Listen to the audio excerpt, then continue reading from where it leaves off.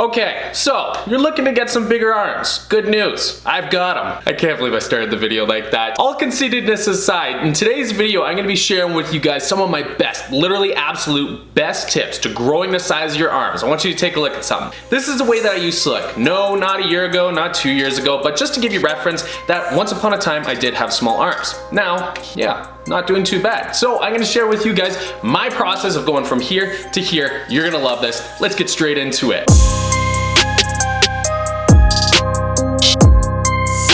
And just before we start, if you guys could smash that bell notification icon right beside the subscribe button, that'd be greatly appreciated. Okay, tip number one, and honestly this is probably gonna be the one that's gonna be the most effective when it comes to your guys' training. As opposed to thinking about, lifting a weight from point A to point B like a noob. Instead, for hypertrophy purposes, start to think about moving the insertion and the origin point of the muscle that you're trying to target with the designated exercise closely together, like literally as close together as possible. Like you were trying to squeeze that muscle as hard as you possibly can. And then when you're bringing the weight down on the eccentric portion of the lift, that's when you're gonna be focusing on trying to stretch those points out as far as possible. And what this is going to do is, yes, you're gonna be able to shorten and lengthen that muscle group that you're trying to hit, but it's also gonna help you guys to develop the all coveted mind-muscle connection, which likely like 90% of you guys don't have. And once you are able to develop this and apply it during your workouts, I'm telling you, your muscular growth is going to go through the roof. Item number dos, prioritize your triceps. Here's the way that most newbies go. They go,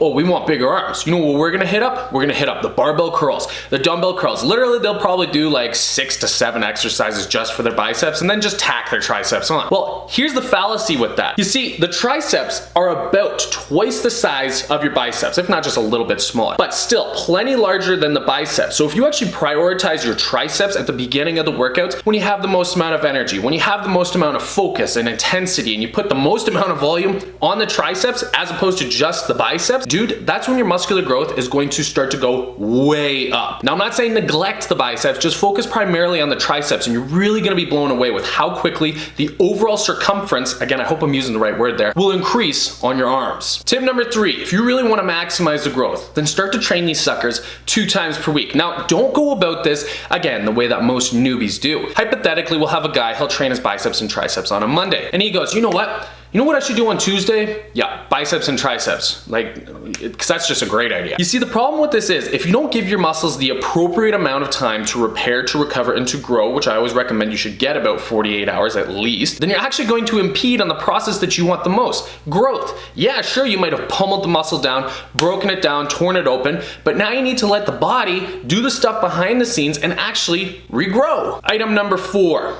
T.UT, or time under tension. Now, what the hell is time under tension? You see, the way that most guys typically perform any given set is they're gonna spend about, 1 to 2 seconds on every single repetition. Most guys are executing a 10 rep set, so in total, they're gonna get about 10 to 20 seconds on a working set. By increasing the time under tension, we're gonna take those 1 to 2 second repetitions and actually increase those to 3 to 4 second repetitions, for example. The consequence of this would be, if you're gonna be doing a 10 rep set at 3 seconds to 4 seconds for every single repetition, you've now brought those numbers up from 10 to 20 seconds in a given set of 10 repetitions, all the way up to 30 to 40 seconds in a given set. Meaning you're keeping your muscles working a lot harder, a lot longer, which is gonna have a consequence on you being able to build your muscles a lot bigger. And typically a tempo that I might recommend for this would be 1 to 2 seconds on the contraction or the concentric portion. And if the exercise permits you being able to have an isometric hold that keeps the muscle under tension the entire time, not all muscle groups do, then maybe add in like a 1 second iso hold or isometric hold, and then utilize a 2 second eccentric portion of the lift. This is going to give you roughly about a 3 to a 4 and actually even possibly a 5 second repetition, which will, yes, keep your muscles working a lot longer, but will also probably keep you in a much better form because you're gonna have to be controlled. So the muscles are gonna be doing a majority of the work as opposed to your ligaments or your tendons or momentum or other muscle groups as you're getting your cheat repetitions. And you do not need to have high time under tension repetitions for every set or every exercise or every workout. You can combine them with sets of fast, explosive repetitions that are gonna be focusing on increasing your strength, just so long as you add them into your routine if you're not already currently doing so. Tip number 5, progressive overload. If you're not doing it, why? Now here's the thing.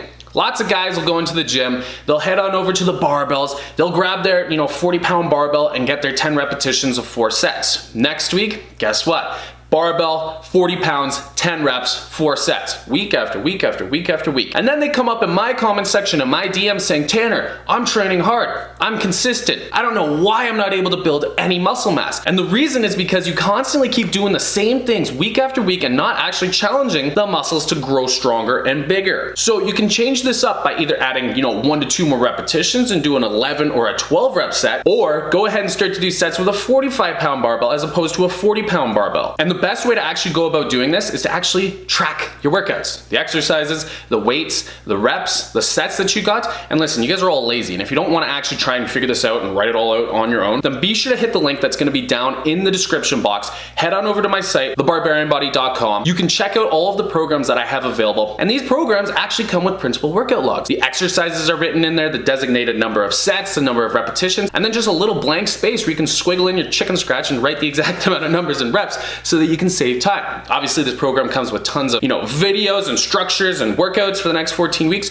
So if you're interested, head over to the link in the description, thebarbarianbody.com. Okay, item number 6, and this is actually going to go hand in hand with the progressive overload. Start to implement intensity increasers into your workouts. Now, what exactly is an intensity increaser? An example of one could be a drop set. Let's say you get your 10th repetition on some cable curls. Repetition number 10 was damn near impossible. You just barely get it. Well, after you get that 10th rep, you're going to complete the set, grab the pin on the stack, lower the weight by, 2 plates, and then go ahead and start squeaking out as many repetitions as you possibly can. Once you hit failure again, go back to the machine, lower the weight by a couple more plates, go back in, and again perform another few more repetitions until you hit the point of failure. You typically want to do this about 3, 4, maybe even 5 times till you get to the point when your arms can no longer move. This intensity increaser is going to shake you out of the plateau you're probably in right now and challenge you a lot more than you currently have been. Another example of this could be partial reps. So you hit that 10th rep, that's failure. Now you're going to just start to squeak out,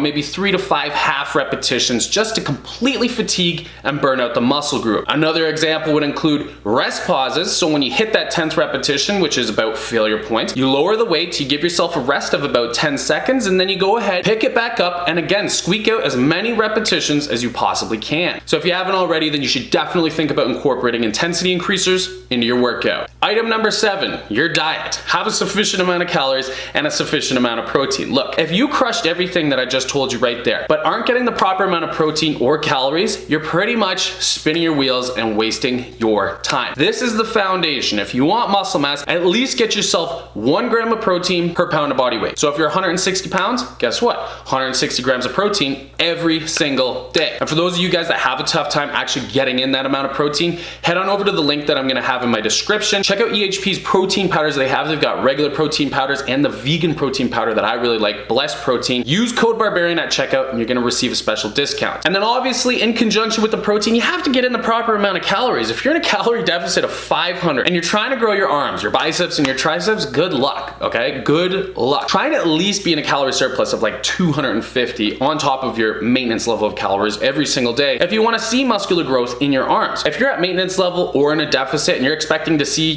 big guns come through all of a sudden, you're living a dream. You need to have the proper amount of calories and the proper amount of protein if you want all those things that I just mentioned to actually work for you. So there you guys go. That concludes today's video. I really hope you guys enjoyed it. And again, if you're looking for any of my programs or even you want to get some Barbarian merch, head on over to the link that's going to be in the description or visit thebarbarianbody.com. You're going to be able to see all of my programs. We got the physique sculpting program and the lean mass program. These are gym programs that are guaranteed to help you guys get into the shape that you want and achieve the physique of a barbarian. And if you guys made it this far in the video, then be sure to let me know what you think of the quality of this video now. I upgraded the camera. I think it looks incredible, but I really want to know what your opinion is. 1, so I can see your opinion, and 2, I can see who actually made it this far in the video. Other than that, guys, I hope you enjoyed the video. And if you did, then be sure to smash that like button down below and also be sure to subscribe and hit the bell notification icon. That's very important for weekly workout tips and nutrition tips that you will not want to miss. Thank you so much for joining me, guys. I'll see you all in the next video.